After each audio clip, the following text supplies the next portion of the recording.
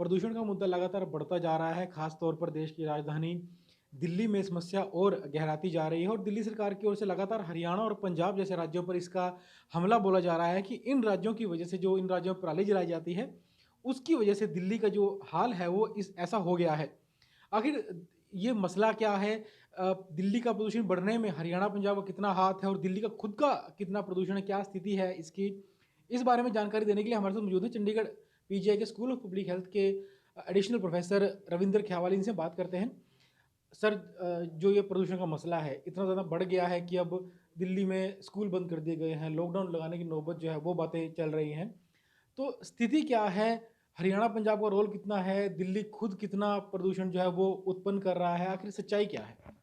देखिए ये बहुत ही विकट स्थिति है कि जो प्रदूषण का स्तर है वो सीवियर लेवल तक पहुंच गया है।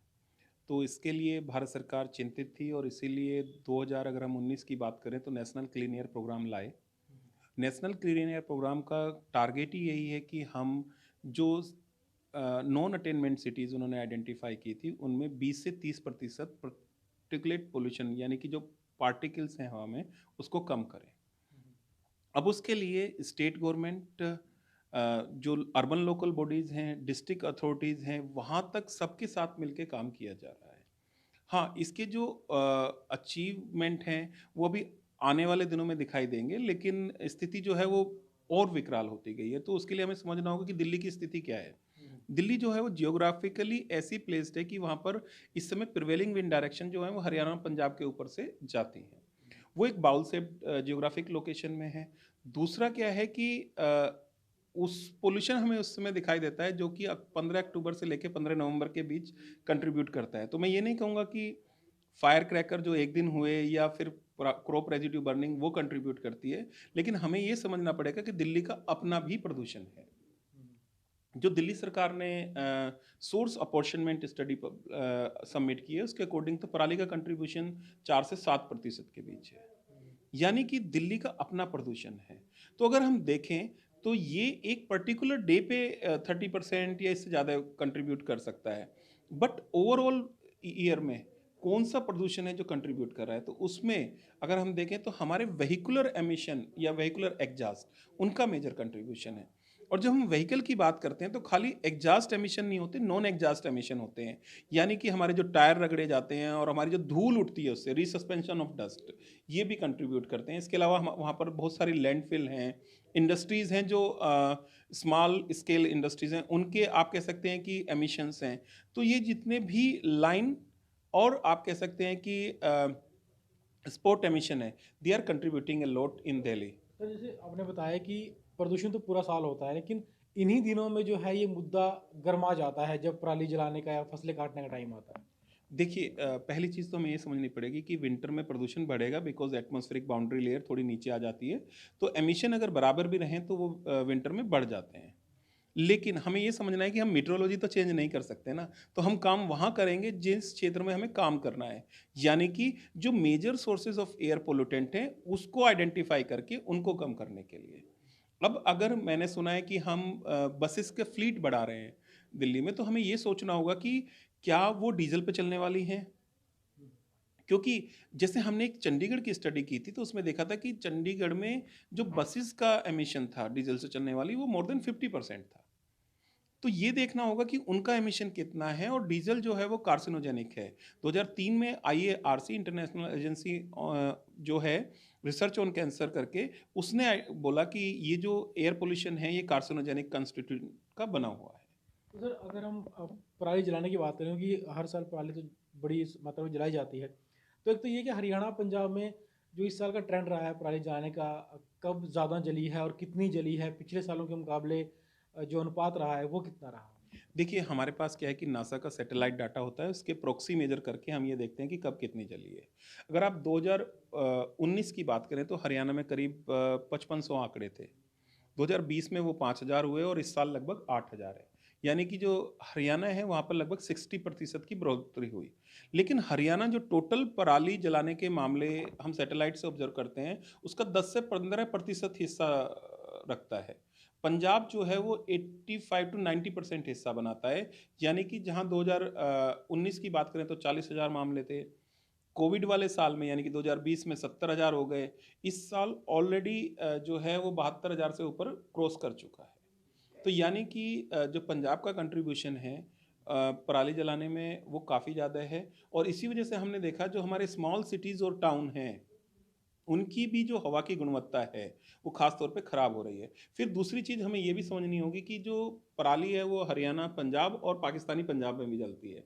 तो जैसे हम कह रहे हैं कि कंट्रीब्यूशन है कुछ, उसी तरह से कुछ ट्रांसबाउंडरी कंट्रीब्यूशन भी जो हमारा पाकिस्तानी क्षेत्र वाला पंजाब है वहाँ से भी हो सकता है। तो सर हरियाणा के जो आंकड़े हैं वो बहुत कम है पंजाब के मुकाबले, तो क्या दिल्ली में अगर प्रदूषण जा रहा है तो उसमें कहा जा सकता है कि पंजाब का एक कंट्रीब्यूशन ज़्यादा है अगर पराली से धुआं वहाँ जा रहा है तो? देखिए ये डिपेंड करेगा on a particular day. Punjab और हरियाणा में थोड़ा-सा जो अर्ली सोइंग क्रॉप हैं या जिनको पहले काट लिया जाता है वो हरियाणा में की जाती हैं। तो हरियाणा में थोड़ी अर्ली बर्निंग होती है। पंजाब में थोड़ी लेट बर्निंग होती है जब दिल्ली में पीक एमिशन होता है। तो इनका कंट्रीब्यूशन तो है और मैंने कहा कि ये प्रिवेलिंग विंड डायरेक्शन और जो वेरियस एटमॉस्फेरिक कंडीशन के ऊपर डिपेंड करेगा how much it is contributing इन दिल्ली। लेकिन हमें ये समझना है कि दिल्ली का अपना प्रदूषण है। यानी कि वहाँ पर लगभग 2 करोड़ पॉपुलेशन दिल्ली की और 2 करोड़ पंजाब की है। तो आप देखें तो एक 25 बाई 25 किलोमीटर की ग्रिड में है और एक पूरा ज्योग्राफिकली लार्ज एरिया में डिस्ट्रीब्यूटेड है, तो डाइल्यूशन अपने आप हो जाता है।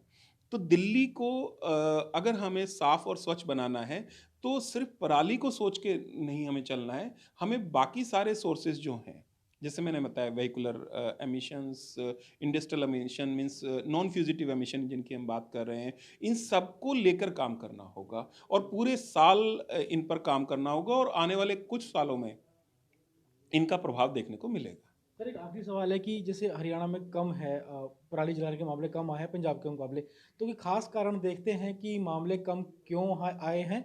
और दूसरा, जो प्रदूषण हो रहा है पराली से या डीजल वाहनों से या फैक्ट्रियों से, तो उनमें से क्या ऐसा कुछ आंकड़े हैं कि पराली का प्रदूषण ज़्यादा घातक है या डीजल या फैक्ट्रियों का प्रदूषण ज़्यादा घातक है स्वास्थ्य के लिए? देखिए मैंने आपको जैसे बताया कि आईएआरसी ने डीजल एग्जॉस्ट को कार्सिनोजेनिक कहा, यानी कि they are sufficient scientific evidence कि ये कैंसर पैदा कर सकता है। रही बात पराली की, तो दोनों ही पोल्यूशन पैदा कर रहे हैं।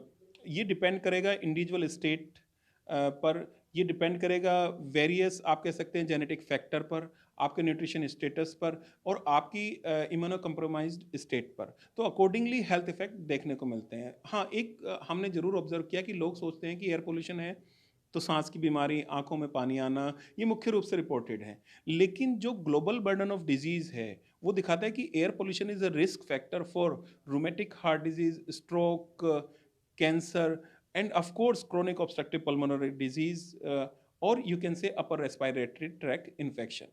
तो हमें ये समझना पड़ेगा कि आज की डेट में कोई भी बीमारी ऐसी नहीं है जिसकी एसोसिएशन एयर पोल्यूशन से ना हो। डायबिटीज़ है, उसमें air pollution is a risk factor. Pre term birth, pre mature babies, उसके लिए air pollution is a risk factor.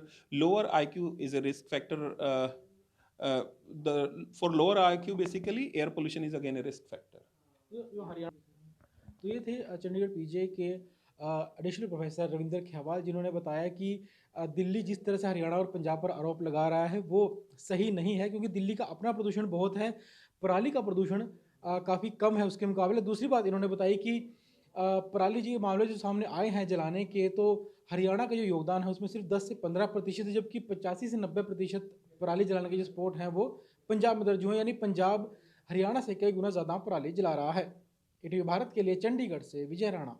नहीं, सुप्रीम कोर्ट ने भी इस बात को स्वीकार किया कि इसके लिए केवल और केवल जो पराली का जलाना है वही कारण नहीं है, दूसरे कारण भी हैं। उसका कारण तो है, पराली भी है, लेकिन दूसरे कारण हैं। लेकिन हरियाणा सरकार ने जिस प्रकार से प्रयास किया और जितनी घटनाएं, उनमें बहुत बड़ी कमी आई। पराली जलाने की जो घटनाएं हैं वो बहुत कम हुई है। और जिस प्रकार से हरियाणा सरकार ने पराली की कीमत का निश्चित करना और जिस प्रकार से इस प्रकार के उद्योग लगाना जहां उससे एथनॉल वगैरह दूसरे ऐसे ज्वलनशील पदार्थ बनेंगे जिनकी अच्छी कीमत मिलेगी, और काफ़ी बड़ी संख्या में उद्योगपति जो हैं वो उस फील्ड में आए भी हैं।